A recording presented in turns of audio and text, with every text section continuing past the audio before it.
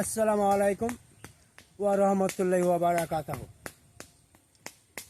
আমি মুনমুন আয়ুর্বেদিক ঔষধালয়ের পক্ষ হইতে কবিরাজ আক্তার হোসেন আপনাদের যে ঔষধের উপহার দিতে চলেছি সেটা হচ্ছে, চলতে ফিরতে যদি কারো হুজুট খেয়ে বা স্লিপ করে কোথাও ব্যথা হয়ে যায়, তাহলে 2 দিনের মধ্যে আপনারা কিভাবে ব্যথা ভালো করবেন। এই যে আমার হাতে দেখছেন, এটা হচ্ছে তেকানির গাছ। এই গাছের তিনটা পাতা হয়, ওই জন্য এর নামকরণ করা হয়েছে তেকানি।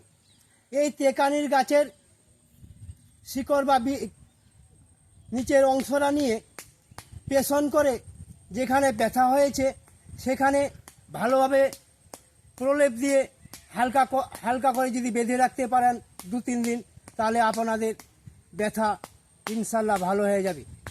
এই বলে আমি আপনাদের কাছ থেকে আজকের মতো বিদায় নিচ্ছি। খোদা হাফেজ।